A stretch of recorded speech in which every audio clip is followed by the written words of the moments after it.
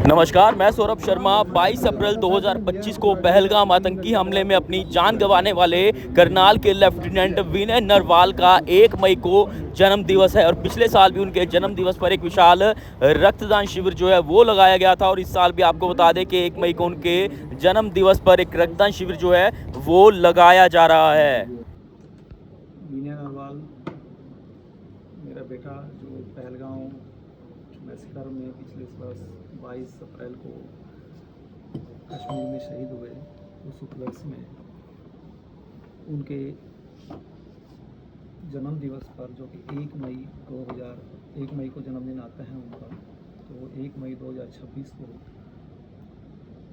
Blood donation camp organise करने के लिए मैं आदरणीय सर्वप्रथम आप सब प्रेस बंधुओं का स्वागत करता हूं कि आप लोगों ने बहुत ही बिजी शेड्यूल से समय निकाल करके इस हमारे निवास स्थान पर आए, तो मैं आप लोगों का स्वागत करता हूं और मैं आभार व्यक्त करता हूं। और उसके बाद फिर मैं निफा का हार्दिक धन्यवाद करता हूं, लक्ष्य का धन्यवाद करता हूं, फाउंडेशन का, और आदरणीय एडवोकेट नरेश ब्राना जी का स्वागत करता हूं। और इस बारे में आगे की जो सूचना है वो नरेश ब्राना जी कृपा करके आपको। सर्वप्रथम जो है आप सभी का आज यहाँ पर बहुत स्वागत है, अभिनंदन है। आप लोग जो है बहुत शॉर्ट नोटिस पर आज यहाँ पर लेफ्टिनेंट शहीद विनय नरवाल जी के घर पर जो प्रेस कॉन्फ्रेंस आज यहाँ पर होनी है उसमें आप पधारे। दिल की गहराइयों से आपका बहुत बहुत स्वागत और धन्यवाद।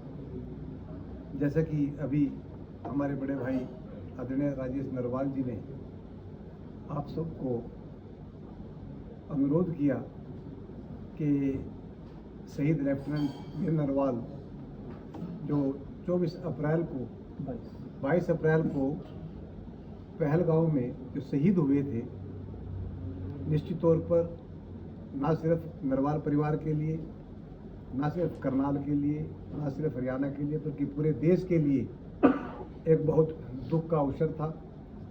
क्योंकि आप सभी जानते हैं कि इस प्रकार के जो लाल हैं वो बहुत मुश्किल से पैदा होते हैं और जिन्होंने देश के लिए, समाज के लिए, मानवता के लिए बहुत काम करने थे और वो बहुत कम उम्र में जो है हम सबको छोड़ के चले गए थे।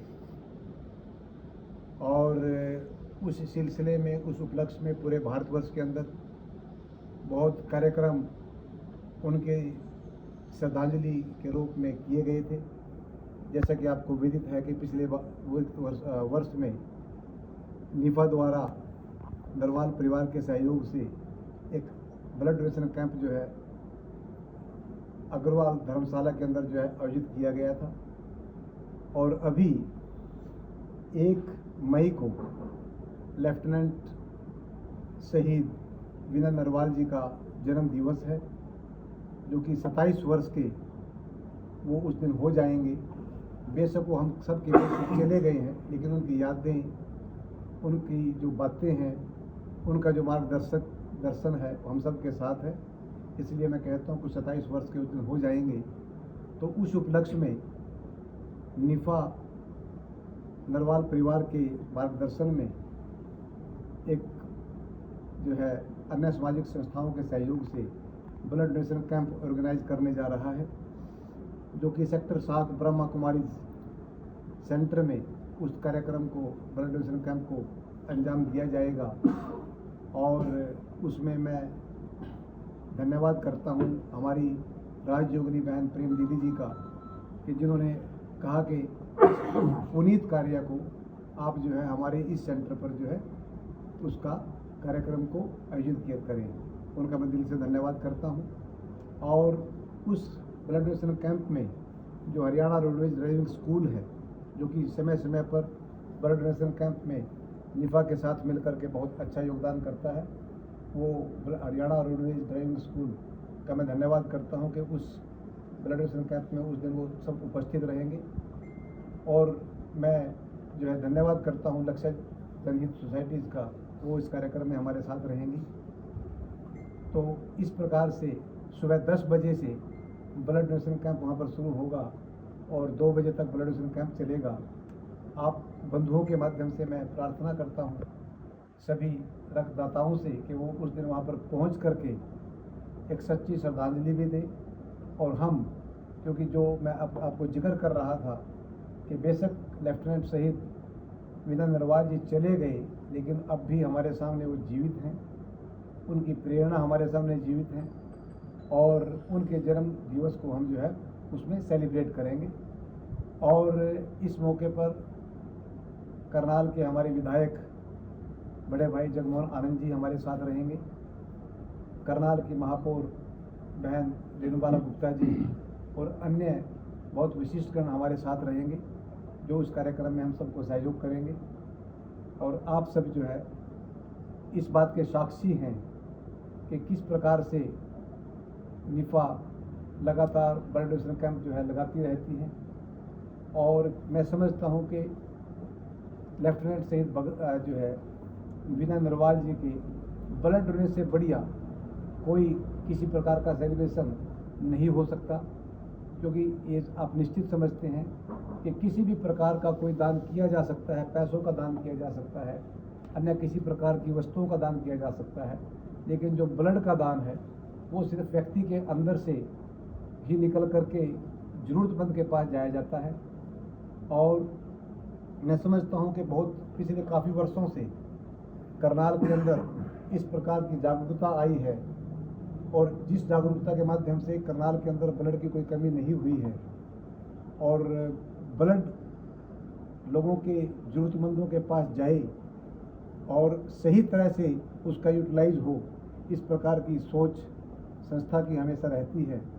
वो शॉर्ट टाइम में यहाँ आए, सुबह ही मैसेज दिया था और शाम को आज प्रेस कॉन्फ्रेंस हुई।